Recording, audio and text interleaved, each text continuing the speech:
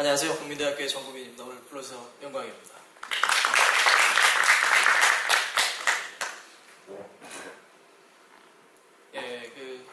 제가 이제 지금 이번 주에 월화 수 오늘까지 해가 현대자동차 쪽에 차량용 인공지능 교육을 하루 6시간 하고 있는데요. 그래가지고 어제하고 그저께 교육하느라 목소리가 제대로 안 나올 수도 있으니까 양해를 좀 부탁드리겠습니다. 저는 국민대학교의 정구민이고요. 저는 제 이름이 익숙한데 좀 어렵다고 하는 분들이 있습니다. 그래서 송강 정철선은 16대손이고요. 지금 서초구민입니다. 학교 이름이 비슷해서 기억하시기 쉬우실 거고요. 실험실 이름은 약어를 스마트 인베이스 시스템에서 SES로 잡았는데 옛날에 제가 학교 2005년도에 왔는데 그때는 학생들이 되게 좋아했는데요. 요새는 누군지 모릅니다. 시간이 많이 지났고요. 요새 같으면 이제 BTS로 좀 바꿔야 되는데 그래서 원래는 이파 쪽도 좀 정리를 할까 그랬는데 이파 쪽보다 이제 프랑크푸르트 오토쇼 위주로 좀 정리를 했고요. 중간중간 이파 얘기를 조금 좀 보도록 하겠습니다. 일단은 다녀오신 분들 많이 계신데요. 많이 규모가 줄었습니다. 그래서 제가 2년 전에 프랑크푸르트 오토쇼 자료를 찾아봤더니 그때는 이제 프리미어가 228개인데 지금 이제 134개, 약 한 40% 정도 줄었습니다. 그리고 이제 관람객도 약간 줄었다고 발표가 됐거든요. 그런데 이게 재밌는 건 뭐냐면 관람객이 이 전시 축소만큼 줄진 않았어요. 그래서 어디든지 전시장에 사람이 꽉꽉 찬 면이 있습니다. 그래서 오히려 이제 전시에 나가는 업체들은 홍보를 또 잘한 면도 좀 있는 것 같습니다. 그래서 전반적으로 보면 이제 어떤 자동차라는 컨셉에서 전기차 부분, 그 다음에 실내 공간을 어떻게 꾸밀 것인가. 지금 독일 3사 보면 실내 공간 플랫폼이 다 나와 있거든요. 그런 부분들하고 앞으로 서비스를 바라보는 부분들, 이런 부분들을 좀 묶어서 우리가 한번 좀 생각해 보면 될 것 같습니다. 이게 토요일날 현대 전시장이고요. 사람이 꽉 차 있습니다. 그리고 벤츠 전시, 벤츠나 BMW 전시를 워낙 줄여가지고 그런 면이 있고요. 특히 이제 BMW 전시장 같은 경우 여기 꽉 차 있는데 원래는 이제 BMW가 11관 전체를 쓰다가 이제 규모를 엄청 줄인 거죠. 그래서 그런 관람객들이 여기저기 막 가면서 부품사들 전시관도 좀 꽉 찬 이런 면도 좀 볼 수 있었습니다. 그래서 처음에 이제 첫날에 이제 여러분들 거기서 업체분들 만났을 때는 이제 내년도에 다음번에는 좀 줄일까 싶다고 했는데 오히려 안 줄이실 수도 있을 것 같아요.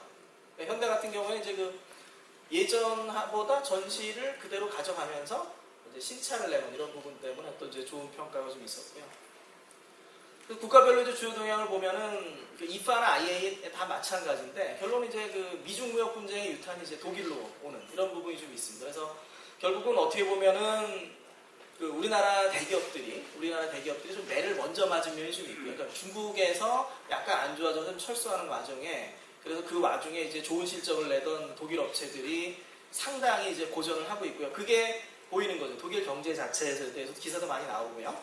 전시회에서도 이파에서도 독일 가전 3사가 하는 얘기가 뭐냐면 아직 미중 무역 문제 때문에 상황이 안 좋은데 그래도 우리는 잘 버티고 있다 이런 얘기를 계속 하고 있고요.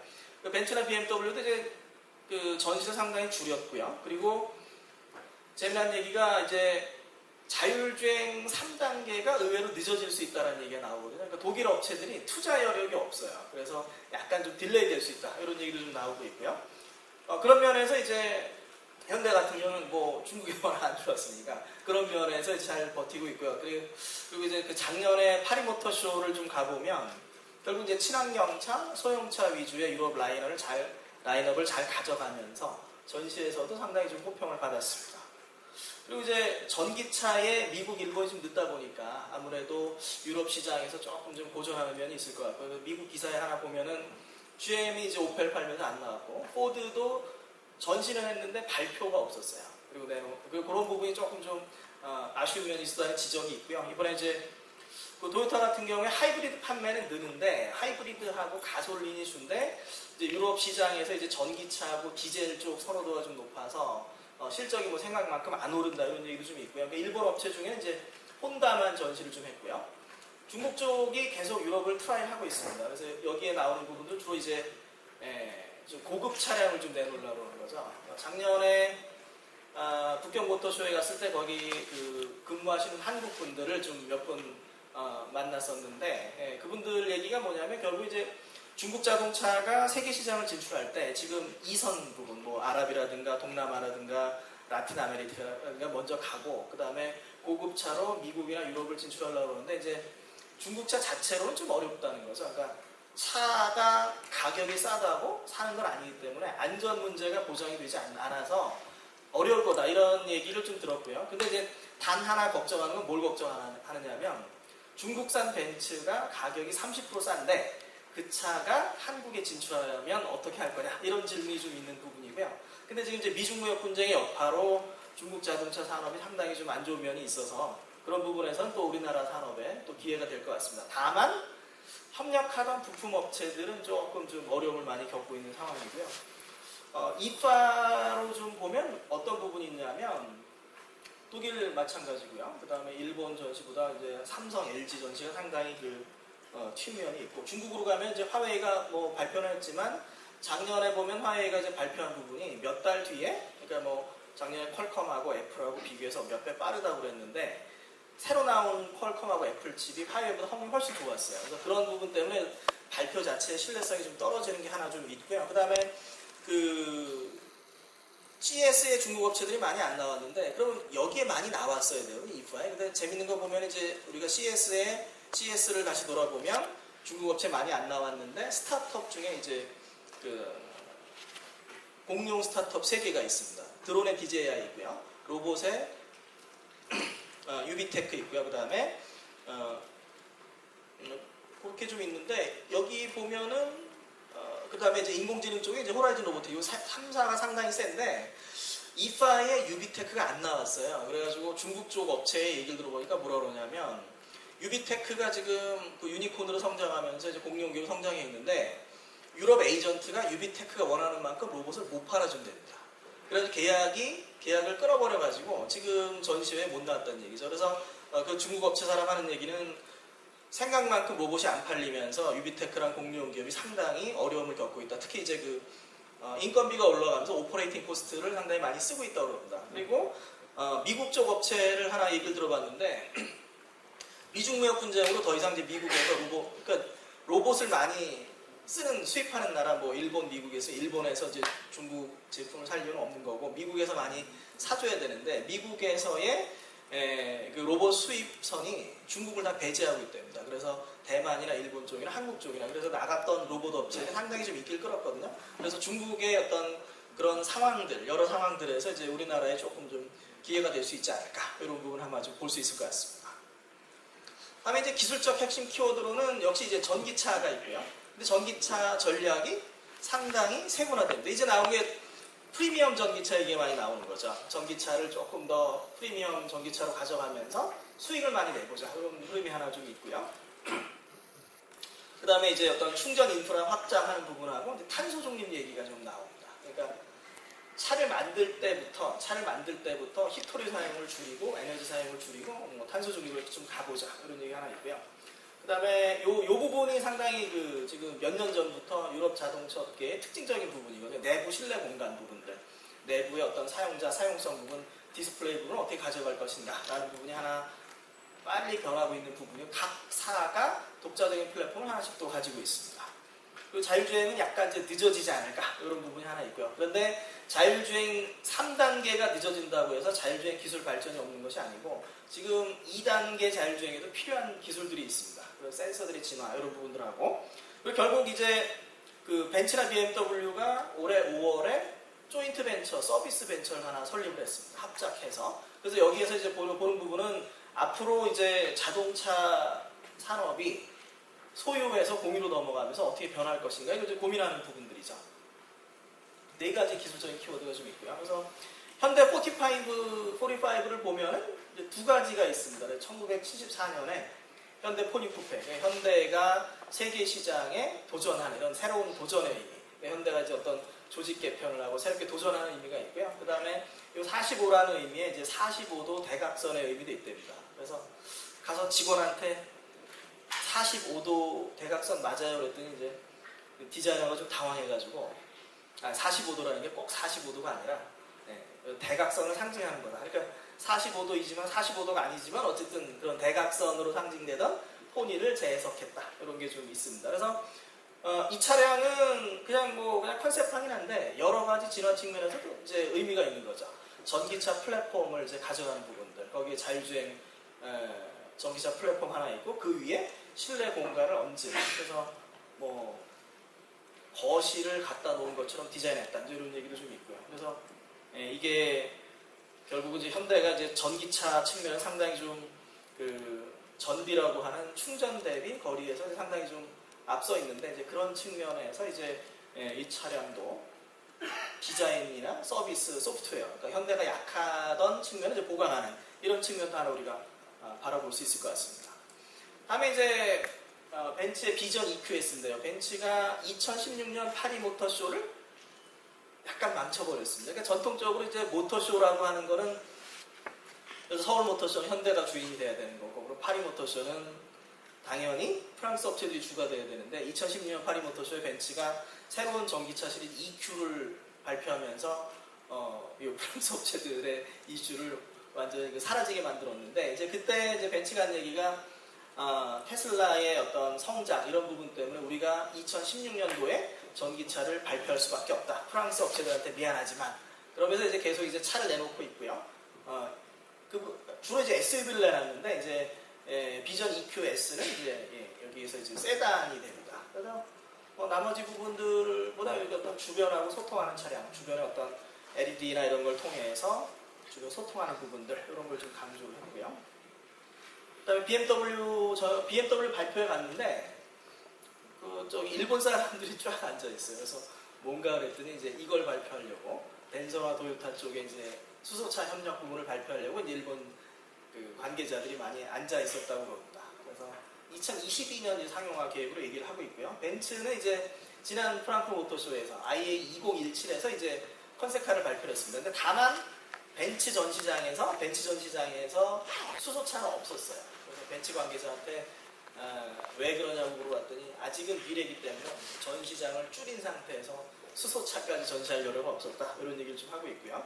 그 다음에 BMW에서 컨셉4라고 하는 새로운 이제 전기차 모델을 하나 발표를 했습니다. 그래서 2021년 i4 시리즈로 양산을 한다고 그러는데, 이 차는 이제 그릴이 점점 커져가지고 이슈가 된 게 좀 하나 있었습니다.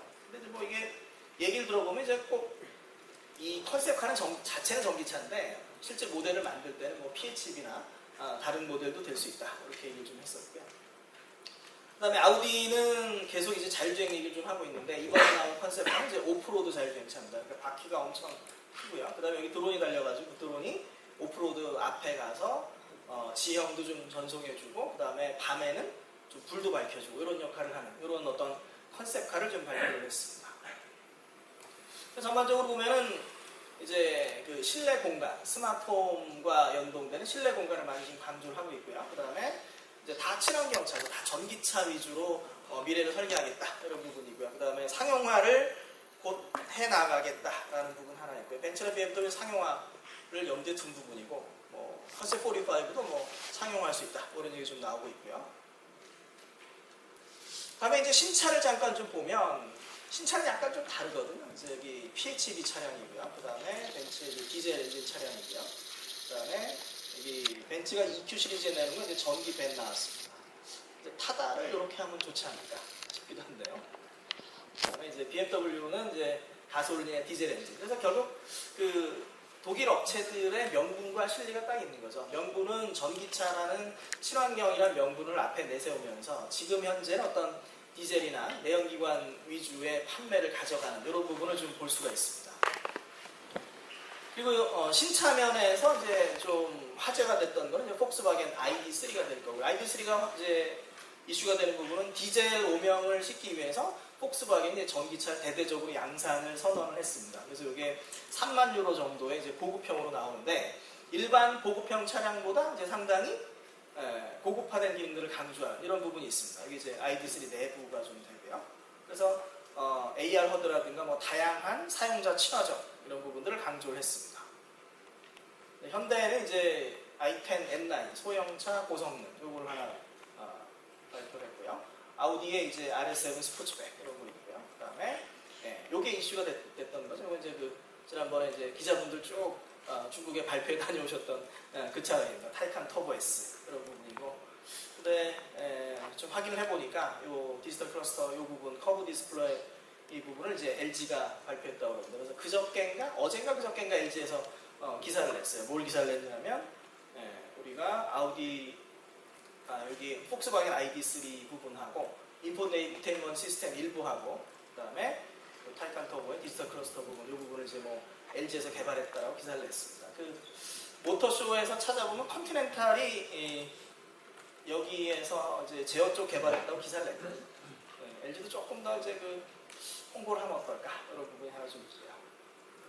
그다음에 뭐 얘기를 들어보니까 또 여기 요 부분 타이칸 터보 S의 요 헤드라이트 부분은 LG가 지난번에 인수한 오스트리아 그 조명 업체 GKW가 만들었다고 합니다. 그래서 여러 차량에 보면 뭐 벤츠 차량에도 뭐 디스플레이 들어간 것도 있고 뭐 디스플레이나 디지털 클러스터나 헤드 유닛이나 어떤 그 조명 부분에 이제 LG 제품이 상당히 많이 들어가 있습니다. 근데 이제 돈을 많이 벌지는 못하지만 그런 파워가 조만간 또 하나의 그 발전 요소가 되지 않을까 생각을 해보고요.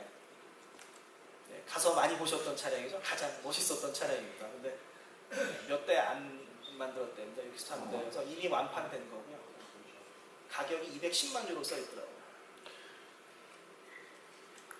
그래서 보면 이제 명분과 실리 부분들, 친환경차 컨셉카는 다 친환경차 그 순수 전기차로 가는데 일단 현재 차량들은 주로 어떤 내연기관 차량을 위주로 이제 판매하는 명분과 실리 부분이 있고 이거 상당히 독일 친구 상당히 재밌는데요. 이파 가면은 어떤 일이 있었냐면 이파에서 이파 넥스트라고 하는 그 스타트업 소개하는 세션이 있는데 그 이파 넥스트가 일본을 협력 국가로 지정을 했어요. 이게 이제 보고 있으면은 조금 좀 다들 좀 애매한 거죠. 왜냐하면 그 수출 규제 나가고 이런 나라를 왜 혁신 국가로 지정하나 그래서 무슨 얘기를 하나 봤더니 독일 애들도 좀 찔렸던 모양입니다. 그러니까 뭔 얘기를 하냐면 전 세계 지도를 그냥 펼쳐놓고서 전 세계가 협력하고 있다. 삼성의 반도체가 전 세계 가전에 들어가고 중국에서 생산된 이런 어떤 글로벌 경제에서 전 세계 협력이 중요하다. 간접적으로 일본을 비판하는 거죠. 그래서 비판을 해준 다음에 삼성을 꼭 찍어서 얘기를 하고서 비판을 해준 다음에 이제 그 다음에는 일본하고 협력해서 뭐 이렇게 협력비를 받았을 테니까 열심히 또 일본을 선전하는 이런 명분과 실리 부분을 적절히 좀 조절하는 게 있는 것 같습니다. 독일 친구들 상당히 좀 재미있습니다. 그리고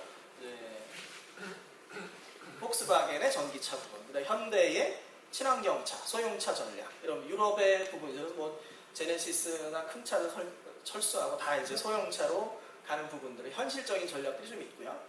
전기차 세그먼트 상당히 다양화되고 있다. 그다음에 실내 공간이 강조된다. 이런 부분 한번 우리가 보면 될 것 같습니다.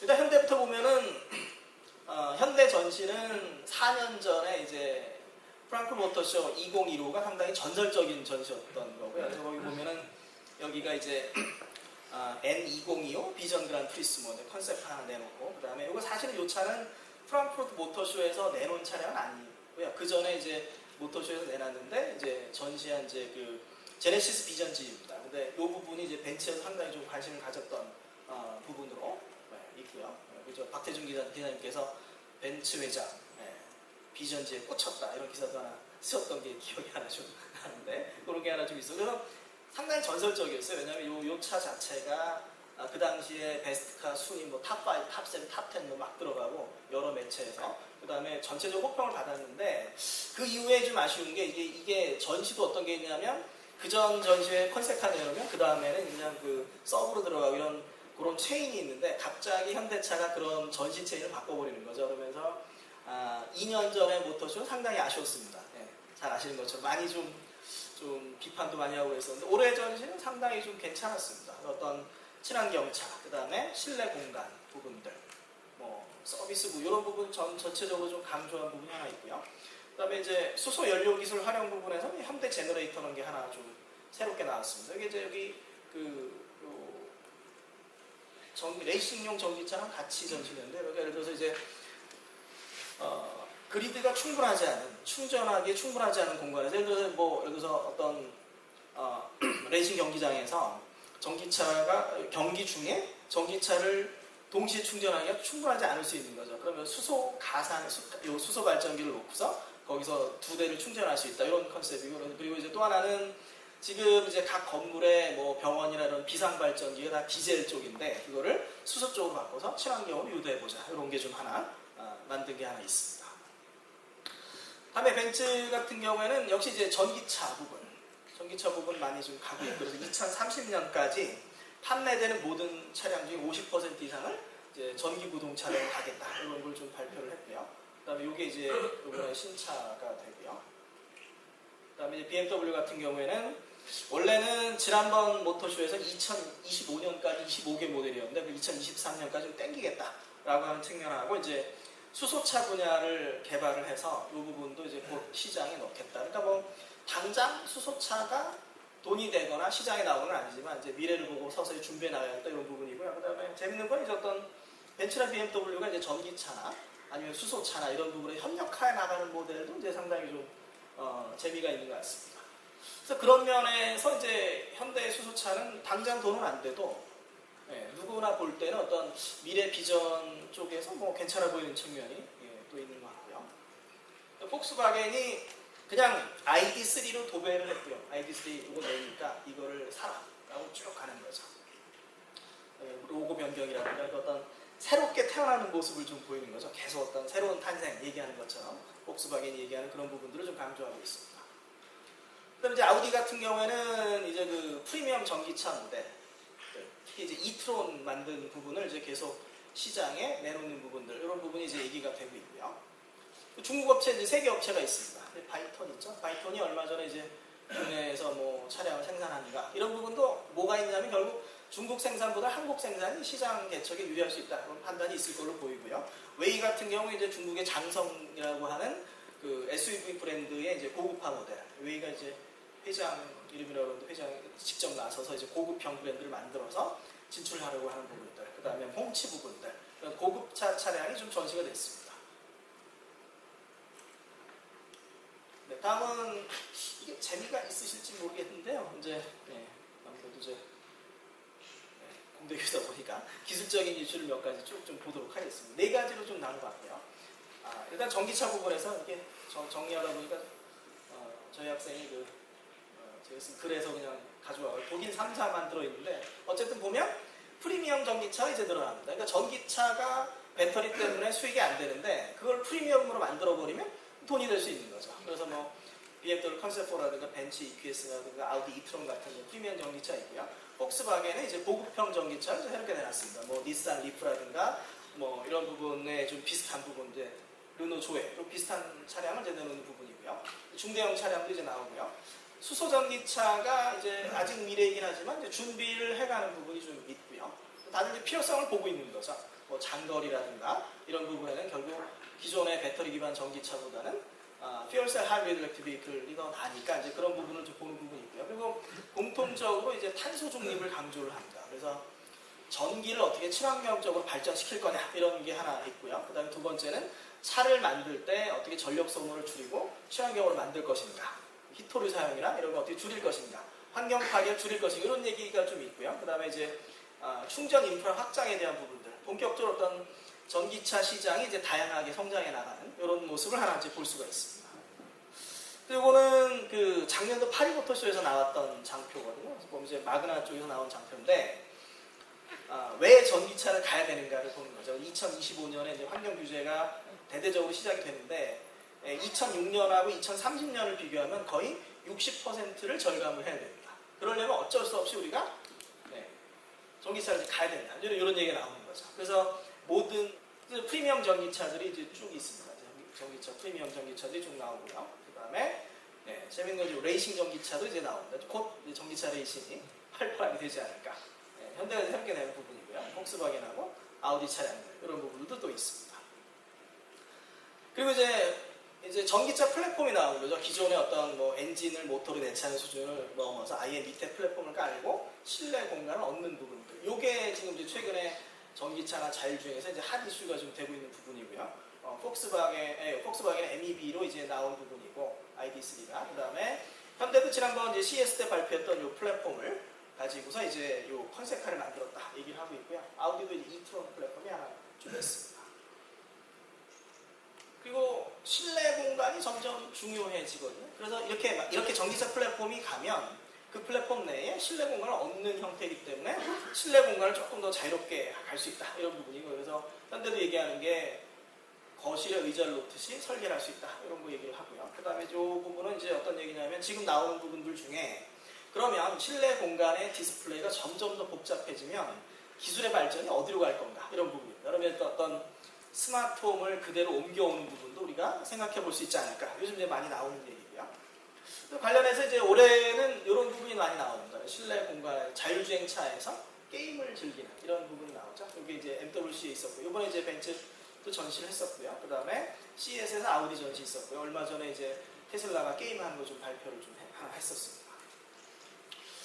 다음에 실내 공간적인 측면에서 이제 최근에 나온 부분은 계기판을 디지털로 바꾸는, 디스플레이로 바꾸는 이제 디지털 클러스터가 나오는데, 이 디지털 클러스터는 하나의 MCU 위에다가, 그러니까 결국은 디지털 클러스터를 만들었다고 해서 자동차에서 돈을 많이 안 주거든요.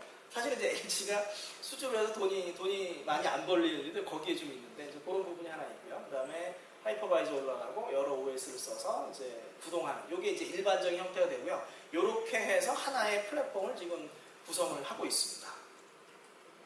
그래서 보면 이제 다들 어떻게 쓰냐면 계기판을 다 디지털 디스플레이를 갖다 쓰는 거죠. 이 폭스바겐 ID 3 부분이고요. 그래서 디지털 클러스터 헤드 유닛 일체형 부분이고, 그 다음에 여기 이제 어댑티브 오토사라고 하는 새로운 소프트웨어 플랫폼이 이제 적용이 됐고요. 그렇게 해야 되면 클라우드 연동이 되고 정보 올라가고 소프트웨어 업데이트가 가능한 이런 부분이 있고요. 그 다음에 여기에서 또 하나 부분은 이제 그 폭스바겐의 서비스 위랑 연동이 됩니다. 그래서 결국 어떤 전기차 플랫폼, 전기차 위에 실내 공간을 얻고 이게 서비스로 진화해 나가는 이런 모습 우리가 좀 볼 수가 있고요. 그리고 이제 많이 이제 나오는 얘기죠. 이 부분이 하나 이슈가 좀 됩니다. 그러니까 벤츠의 MBUX라고 하는 새로운 UX 플랫폼, 이 자체가 이제 MBUX 부분입니다. 그래서 디스플레이 있고요, 사용성 있고 옆에 사용성까지 다 묶어서 하나의 MBUX라는 플랫폼으로 그 칵핏을 디자인해 나가는 부분이고, BMW 같은 경우에는 작년에 파리 모터쇼에서 이제 IPA라고 하는 컨셉을 발표했고요. IPA하고 이제 라이브 칵핏을 붙이면 MBUX하고 똑같은 컨셉이 좀 됩니다. 그 다음에 아우디 같은 경우는 이제 버추얼 칵핏이라고 하는 개념이 있습니다. 그래서 이렇게 운전자가 운전하는 실내 공간을 하나의 플랫폼화해 나가는, 이게 이제 하나의 좀 트렌드가 되고요. 그래서 이 디지털 클러스터 면에서 이제 조금 우리나라 업체를 좀 서둘러야 되는 면이 좀 있기는 하고요. 그 다음에 디스플레이 진화 방향 측면에서는 이제 컨티넨탈이 재미난 걸 좀 들고 왔습니다. 이게 딱 보면 저기랑 비슷하거든요. 롤러블 TV랑 비슷합니다. 그래서 평상시에 운전할 때 요만큼만 나와 있다가 자율주행 시에는 이게 위로 올라가서 이렇게 되는 거죠. 롤러블 TV로 만들진 않았고요. 지금 요 구현은. 그래서 얘네가 안을 보면 어떻게 되어 있냐면 하나의 스크린 내에 앱을 3개씩 구동할 수 있습니다. 소프트웨어 구조가 점점 더 복잡해지는 거죠. 이제 LG는 뭘 발표했냐면 LG의 웹OS라고 하는 TV나 가전에 쓰던 소프트웨어 플랫폼이 있는데, 그거를 자동차에 쓰기 위한 웹OS 오토라는 걸 발표를 했습니다. 그리고 웹OS 오토라고 하는 부분이 이제 나중에 어떻게 갈 수 있냐면 그냥 TV가 그냥 차 안으로 들어올 수도 있는 거죠.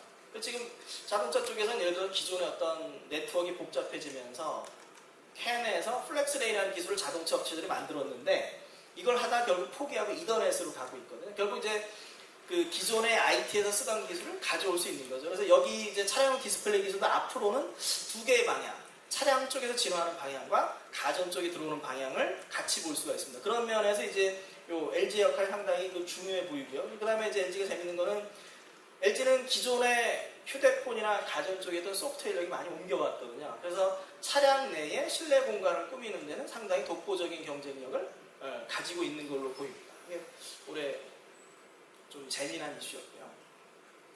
그 다음에 이제 모듈형 컨셉 카들이 있거든요. 자율주행 플랫폼 위에다가 실내 공간을 바꿔주는 거죠. 그래서 이렇게 되면 스마트홈이 그대로 들어올 수 있지 않을까. 이건 이제 각각 이제 작년 하노버 모터쇼 발표된 부분이고요. 이건 올해 CES 2019에 발표된 부분인데 하나씩 좀 전시가 있었습니다. 다음에 자율주행은 늦어질 것 같아요. 늦어질 것 같고요. 다만 이제 자율주행이 늦어지는데 뭐가 있냐면 자동차 업체들이 하다 보니까 필요한 기술들이 좀 있거든요. 그런 부분은 많이 좀 발전해 나갈 거고, 특히 이제 라이다 시스템에 많이 좀 발전이 있을 거다. 그런 부분을 보면 되겠습니다. 원래는 작년에 유럽, 독일 3사의 비전 요구였습니다. 그러니까 2018년 말까지 이제 정밀 지도를 구축을 완료를 하고 거기 위해 1년 정도 테스트한 다음에 2021년 정도에 이제 대대적인 상용화를 가는 거죠. 근데 이제 올해 얘기를 들어보면, 올해 이제 히어 얘기를 들어보니까 히어가 이제 독일 3사가 인수해서 가장 많은 정보를 가지고 있거든요. 그 정밀 지도 구축이 2018년에 끝났어요? 안 끝났는데 언제 끝나요? 아직도 하고 있습니다. 그럼 올해 말이면 끝나나요? 그랬더니 이제 그 자동차사가 준비가 너무 부족해가지고 내년은 돼야 될 것 같답니다. 그러니까 레벨 3, 지금 레벨 3가 대략적으로 고속도로 정도 잡고 있는데 좀 늦어질 것 같다. 그런 부분이 좀 얘기가 나오고요. 주요 차량들은 뭐 아우디 트레일 있고, 컨티넨탈이 시승회를 하나 했고요. 그 다음에 벤츠 ESF는 올해 6월에 이제 그 ESV라고 하는 컨퍼런스에서 발표한 안전을 위주로 한 차량입니다. 그리고 이제 주요 부품사로 가면 기존에는 카메라, 레이더만 양산을 하다가 이제 라이다도 이제 서서히 이제 플랫폼에 들어가는 거죠. 만도도 라이다 제품을 하나 전시했고요. 그다음에 이제 컨티넨탈도 이제 카메라, 레이더, 라이다를 묶어서 전시를 했습니다. 그다음에 ZF 같은 경우에 이제 이베오랑 협력하는 부분이 좀 있고요. 근데 이제 재미난 게 뭐냐면 기존의 라이다는 이제 회전형이었는데 요 이제 그 발레오 이베오가 아우디 A8에 상용한 건 120도 정도라는 소형 센서인 거죠. 그래서 주 센서가 되지는 못할 것 같고 보조 센서로 들어올 것 같습니다. 그래서 특히 이제 이 컨티넨탈도 보면은 고정형 라이다 센서를 하나 만들었거든요. 그러니까 회전하는 부분 없이 그냥 빵 쏘면 오는 부분인데, 이게 성능이 잘 안 나와요. 화너지가 성능이 잘 안 나오거든요. 그러니까 단거리에 쓰는 거죠. 근데 단거리에 쓸 때가 있습니다. 어디에 쓰냐 하면은 지금 그러니까 뭐 자율주행, 저희가 이제 우리가 이제 운전을 하다 보면 어떻게 되냐면 끼어드는 건 우리가 앞을 보고 있기 때문에 판단을 하는데, 그래서 레이더를 뒤에 코너에 넣죠. 뒤에 끼어들 때 차가 있나 이렇게 보는데, 반대로 자율주행차는 앞에 끼어들 때를 인지하기 상당히 좀 어렵습니다. 그래서 거기에다 코너 레이더를 이제 집어넣거나 아니면 이제 나오는 게 거기다 라이다를 좀 써볼까 이런 게 좀 있는 거죠. 끼어드는 차량 막아주기 위해서. 그래서 한 120도 정도의 그 각을 갖는 이런 게 이제 시장으로 많이 들어올 것 같습니다. 그래서 벨로다인도 지금 회전보다 요 두 개, 고정형 차량이고요. 고정형 라이다고 요거 이제 벨라 도움에서 이제 요 360도로 보는 부분인데, 요거 이제 회전형이긴 한데, 뭐 얘기는 하지 말라고 그러는데 어쨌든 그 조만간 요 센서들이 국내 업체랑 계약이 있을 것 같다고 그럽니다. 그러니까 조만간 아마 발표가 있지 않을까 생각이 되고요.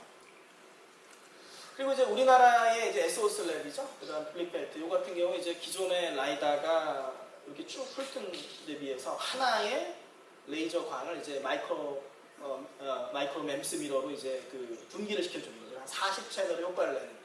뭐 하이브리드라고도 부르는데 그런 게 하나 있고, 그 다음에 최근에 이슈가 되는 것 중에 하나는 4D 레이더가 있습니다. 그러니까 레이더는 이미 장착이 되어 있는 거고 레이더가 3D를 인식할 수 있게 가는 기술이죠. 여기 이제 이스라엘의 RB 전시가 있었는데, 국내 업체 중에 스마트 레이더 시스템이라는 업체가 있는데 이 업체가 상당히 기술력이 좋습니다. 제가 볼 때는 거의 이제 세계 최고급이 아닌가 싶고요. 얼마 전에 전파 기술 대상인가 여기서 이제 국무총리상을 받았습니다. 그다음에 포포센스 같은 경우는 이제 초음파로 3D 인식하는 부분이 있었고요. 그래서 어떤 대체 센서 시장도 이제 다양하게 좀 가고 있는 부분을 볼 수가 있습니다.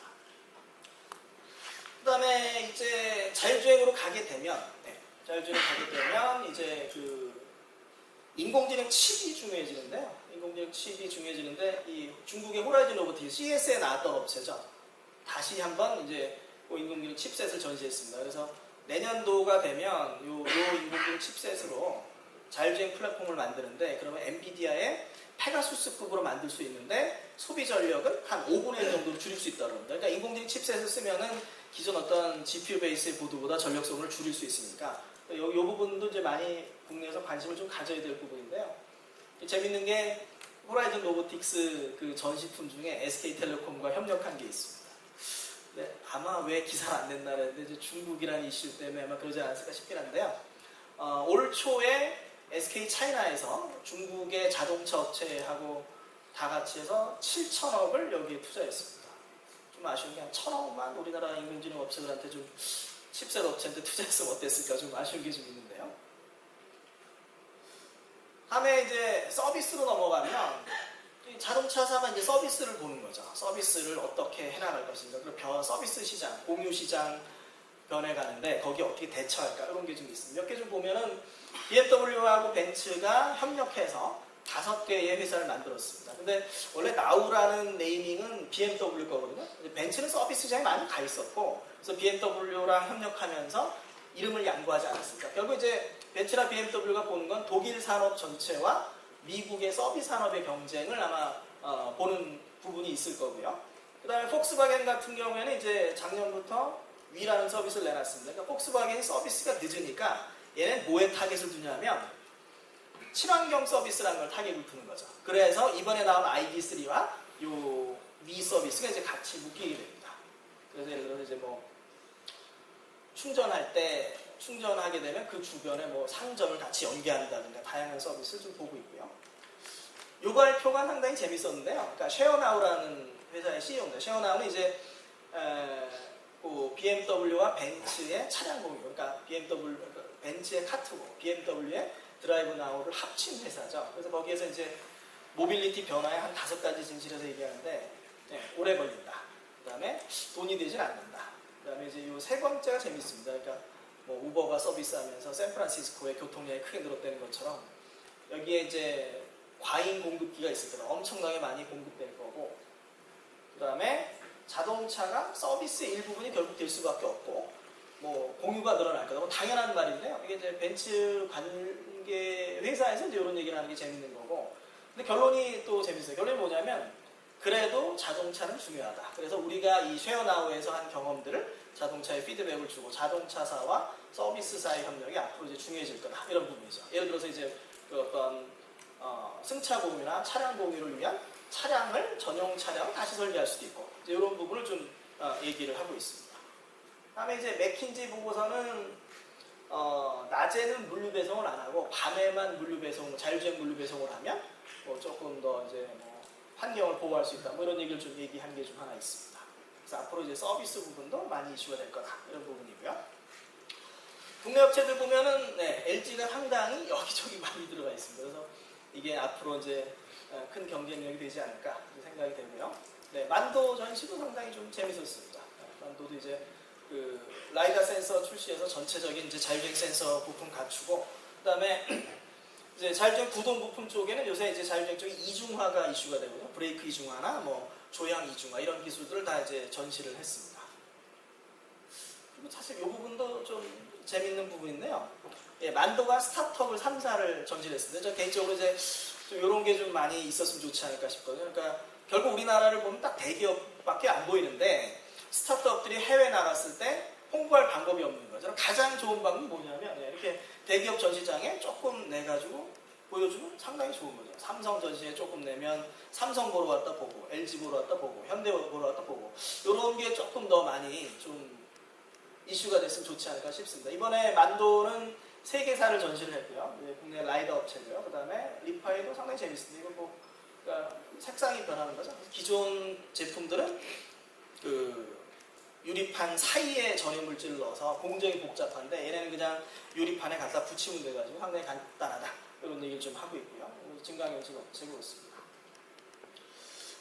그래서 마무리를 하면은 이제 결국은 지금 이제 어떤 자동차 관련 시장의 전체 모습을 하나로 좀 정리해보면 전기차 플랫폼이 하나 있고요. 그 플랫폼을 자율주행을 붙이고요. 그리고 이 플랫폼 위에 실내 공간을 갖다 얻는 구조로 가면서 실내 공간이 중요해지고 이런 구조가 결국 서비스와 연결되면서 산업 전체가 변해간다. 그래서 기존의 어떤 자동차 자체 시장이 감소하더라도 서비스 시장까지 묶어서 새로운 시장을 크게 볼 수 있다. 이걸 하나 이제 결론으로 좀 보면 될 것 같습니다. 더불어 이제 고생을 많이들 하시겠죠 이제. 다들 CES를 보고 있습니다. 과연 이제 IT 중심의 자동차 부분, 그 다음에 CES가 세계 최대의 모터쇼가 될 것인가 이런 부분들. 그 다음에 뭐 요거는 다른 문제지만 어쨌든 당연해 보이는 건 이제 자동차 관련 업체가 최다 참석하는 행사가 CES 2020이 될 것 같습니다. 그래서 제 발표를 마치고요. 정도는 커버해야 레벨 3를 바꿔버린 거죠. 그러면서 이제 아우디 A8은 레벨 3에서 빠져버리는데 어쨌든 마케팅은 상당히 잘했습니다. 그래서 이제 그 주요 업체들이 생각하는 로드맵은 어떻게 됐냐면 원래는 작년 말까지 이제 서유럽하고 미국의 주요 고속도로에 정밀 지도를 다 구축을 하고 올해부터 이제 테스트가 들어가요. 레벨 3 좀 테스트한 다음에 2020년부터 일부 상용화가 들어가고 2021년부터 이제 본격적으로 상용화가 들어가는 요게 이제 원래 계획이었는데 근데 이게 실질적으로 문제가 많습니다. 뭐가 문제가 많냐면 그럼 고속도로에서 비가 올 때도 책임을 질 것인가?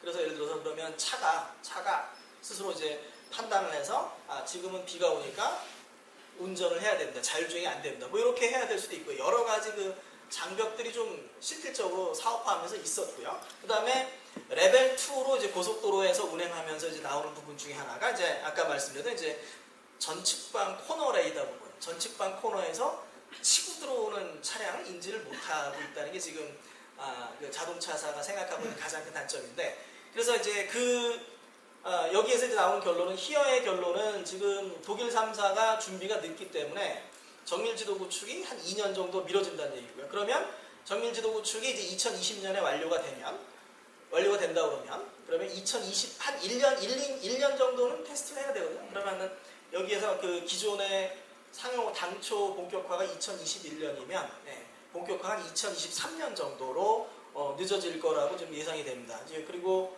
거기에서 어떤 그 법 개정이나 이런 부분은 2020년부터 좀 진행이 될 거기 때문에 또 큰 이슈는 없을 것 같습니다. 그리고 이제 자동차사는 이제 그 사이에 이제 레벨 2보다 더 진보한 기술을 좀 내놓는데 그 중에 하나는 뭐 차선 변경 이런 거 플러스 해가지고 이제 가장 지금 고속도로 자율주행에서 문제가 됐던 코너 측방에서 치고 나오는 부분들, 그 측방에 어떤 센서를 넣을 것인가가 좀 이슈가 되고 있고요. 그래서 고려하고 있는 게 이제 두 가지를 고려하고 있습니다. 첫 번째는 한 120도 정도 커버하는 라이다를 한 수십만 원대 갖다 넣으면 되지 않을까. 지금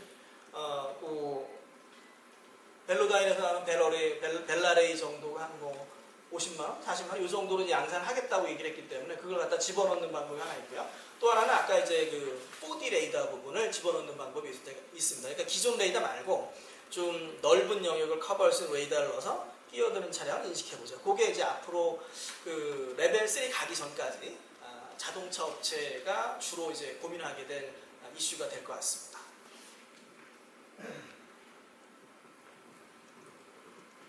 네, 저 글로벌모터스 원서동입니다. 그 모터쇼 현장에서 중국 제조사들도 많이 봤긴 했지만 이 배터리 제조사, 배터리 업체들도 좀 봤는데요. 그 유럽 그 제조사들하고 그 중국의 배터리 제조 업체랑의 요즘에 그 동향 같은 것들 혹시 좀 말씀해 주실 내용이 있을까요?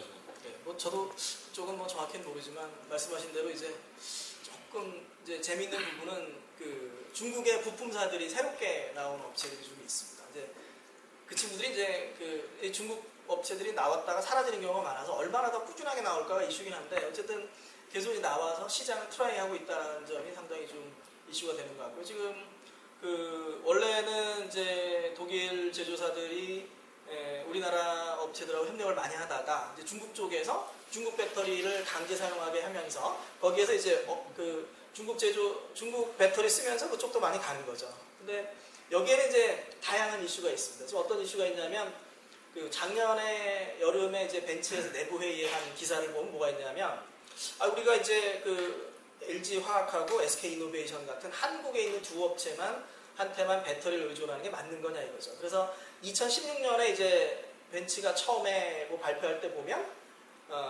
모든 거를 벤츠가 만들었다라는 표현이었습니다. 그러니까 배터리 셀만 업체에서 사다가 나머지 부분을 다 벤츠가 쿠킹한다는 거죠. 그래서 벤츠가 자체적으로 배터리 연구하는 업체를 하나 사서 가지고 있고요. 여차하면 생산에 들어가고 싶다라는 거죠. 결국 어떤 유럽 OEM들의 입장에서는 배터리를 적절히 경쟁을 시키면서 동시에 기존의 엔진이 가지고 있던 파워가 배터리하고 모터이기 때문에 양산을 고민할 수밖에 없습니다. 그래서 벤츠도 마찬가지고요. 현대도 마찬가지고 토요타도 마찬가지고 내부적으로 이제 배터리 연구 조직을 가져가면서 조금씩 생산을 해볼까라는 고민을 하고 있는 중으로 보이고요. 그리고 재미난 건 근데 그게 쉽지는 않습니다. 예를 들어서 이제 볼보 같은 경우에 그 LG화학하고 협력을 오래 하면서 LG화학 연구원들도 좀 데려가고 스웨덴에 데려가고 그래서 배터리 내전을 하려고 그러는데 얼마 전에 포기를 했답니다. 이건 우리가 할 일이 아니야. 그리고 LG화학에서 잘 공급해주는 부분도 있고 결국 어떤 그 지금 중국 배터리가 이제 크게 성장하고 있는 부분들 이런 부분들 뒤에는 그 배터리를 한국의 업체들에게 좀 의존하지 않으려는 유럽의 움직임과 어떤 중국 정부의 움직임과 이런 게 같이 좀 맞물려 있는 것 같습니다. 좀 많이 아쉬운 부분인데 우리나라 업체도 좀 잘 해주기를 바랍니다. 저희 친구들도 보면은 그 LG화학하고 SDI 2015년인가 중국을 갔다가 거의 일주일에 한 번씩 왔다 갔다 했어요. 왜냐하면 공장 짓는데 중국 엔지니어들 기술을 뺏기면 안 되니까 생산 공정에 있는 엔진 직접 가서 다 보는 거죠.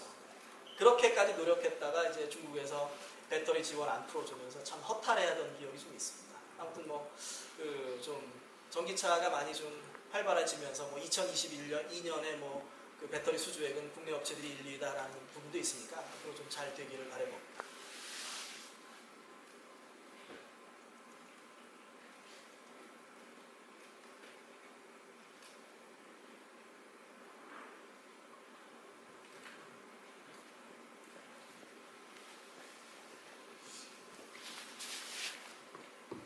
예, 이 투데이 김준영 기자입니다.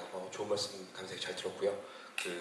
아까 언급하신 내용 중에서 벤츠와 BMW 서비스 협력 관련된 부분에서 나우 관련돼서 5개 분야 협력을 얘기해 주셨는데 실질적으로 저희가 지금 가장 관심을 갖고 있는 기업 중에 하나가 바로 이제 우리나라 대표하는 현대기아차인데요. 네. 사실상 현대기아차는 그 합종 연행이라는 말이 굉장히 인색했습니다. 지금까지 2000년대 초에 갯마라는 특수목적법이 설립해서 엔진쉐어 미쓰비시하고 크라이슬러하고 있던 거 이후에 합종 연행이라는 말이 굉장히 인색을 했었고 최근 들어서 이제 아우디하고 이제 수소 전기차 관련돼서는 협력을 했었는데 지금 사실상 그 프리미엄 시장에서 가장 마스인 벤츠와 BMW도 서비스를 통합을 해서 예를 들면 리치나우, 차진나우 전기차 중고부터 해서 합종 연행까지는 아니어도 서비스 협력을 하고 있는데 현대기아차 사실상 지금까지도 지금 독자적인 행보만 지금 고집하고 있습니다. 예컨대 그 아우디의 수소전기차를 공급하겠다라고 동맹을 맺은 거 이후에는 이 소프트웨어나 예를 들어서 미래차 관련된 여러 기술에 있어서는 자체 개발을 좀 고집을 하고 있는 상황인데요. 사실 이렇게 자체 개발을 했을 때 그 연구 개발 기간이 좀 딜레이되는 단점이 있지만 독보적인 시장 형성을 할 수 있다는 장점도 있습니다. 근데 글로벌리하게 이렇게 트렌드를 보면 사실상 지금 벤츠하고 닛산은 파워트레인까지도 공유를 하잖아요. 소프트웨어로 들어가면 더 합종 연행 내지는 협력이 더 많아지는 상황에 이 현대기아차의 독자적인 행보가 글로벌 트렌드에서 지금 빨리 변하고 있는 트렌드에서 얻을 수 있는 장점 내지는 단점 2가지 측면에서 좀 교수님의 견해를 좀 듣고 싶습니다. 일단 현대가 이제 그 전까지는 상당히 이제 그 어떤 수직 계열화라는 측면을 많이 해왔고요. 어떻게 보면 수직 계열화라는 측면이 그 일본의 수출 규제에서 자동차 산업에 영향을 덜 받는 이런 장점도 있긴 했는데 이제 최근 들어서 이제 그 어떤 정의선 보행체제로 변화하면서 현대도 이제 변화가 많이 좀 일어나는 것 같습니다. 얼마 전에 이제 나왔던 어떤 그 앱티브 4조짜리 딜처럼 여러 가지 좀 변화가 좀 있는 것 같고요.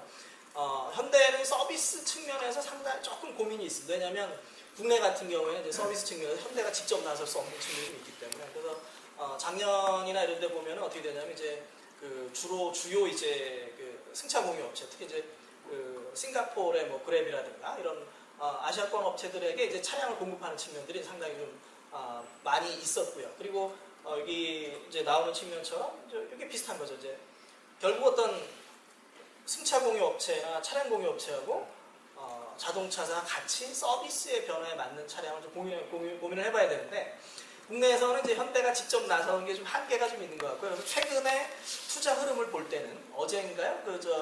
코드42에서 유모스라고 하는 이제 전체 어떤 스마트시티 자율주행 플랫폼을 만드는데 거기에 여러 업체들이 기아차, LG, SK, CJ에서 이제 300억을 투자했다는 기사가 나왔습니다. 그래서 전반적으로 현대의 어떤 전략을 보면 그 기존에 어떤 가져가는 부분 말고 어떤 소프트웨어 서비스 면에서는 아무래도 이제 협력을 많이 해야 될 것 같고요. 그런 협력 측면에서 국내에서는 그 KST 인텔리전스, 마카롱 택시 쪽하고 그다음에 코드42가 아마 앞에 서지 않을까 좀 생각이 되고요. 글로벌하게는 지금 그 여러 업체들하고 이제 협력이나 투자를 좀 시작을 해서 그런 부분들이 이제 투자가 단기적으로 좀 성과가 나지 않을 텐데 이제 말씀하신 부분처럼 그 협력이 중요하기 때문에 그런 투자를 통해서 좀 꾸준하게 그런 부분을 좀 지켜볼 수 있는 이런 인내심과 투자가 이제 동시에 좀 필요하지 않을까 좀 생각이 됩니다. 그리고 이제 사실 벤츠 서비스는 벤츠는 상당히 부러운 거죠. 벤츠는 지금 예를 들어서 이제 벤츠가 그 3대 서비스가 이제 카투고하고 무블하고 이제 마이택시라는 세 개 서비스가 이제 벤츠의 메인 서비스였는데 카투고는 이제 그 스마트 조그마한 차량으로 차량 공유하는 서비스고요. 그것도 이제 전 세계적인 서비스고 그다음에 마이택시 같은 경우에 이제 독일에서 시작한 택시 서비스인데 이제 독일에서 시작해서 여러 유럽 회사들의 택시 호출 서비스를 인수하면서 유럽 최대 택시 예약 앱이 되어 있습니다. 이제 그렇게 이제 성장을 해 있고 여기에 이제 어떤 그 BMW에 협력하면서 프리나우로 이제 새 출발하면서 점점 더 이제 파일을 키워가고 그러니까 자동차사가 서비스를 장악해 나가는 이런 모습을 좀 보여주는 측면이 있고요. 그다음에 무블 같은 경우에는 이제 이동 수단을 추천해주고요. 뭐 택시로 갈지 자전거 갈지는 이동 수단 추천해주고 거기서 결제까지를 하도록 해주고 있습니다. 그래서 전반적인 서비스에 대해서 이제 벤츠 준비가 돼 있었고, 근데 벤츠가 그런 어떤 전 세계 시장에서 이제 혼자 경쟁하기는 어렵겠다 싶어서 이제 BMW와 같이 좀 하는 면이 좀 재미있는 것 같습니다. 그래서 벤츠랑 BMW는 여기저기서 협력을 좀 많이 하는 것 같아요. 그래서 외국에 회의를 가봐도 벤츠 다니는 애가 BMW 차량 타고 다니고 BMW가 벤츠 차 타고 다니고 이런 부분도 있는데, 그래서 이제 뭐 우리나라에 사실상 이제 현대기아 밖에 없긴 한데 어쨌든 좀 중소기업이나 스타트업들하고도 많은 협력을 통해서 이제 발전해줬으면 하는 마음이 있습니다.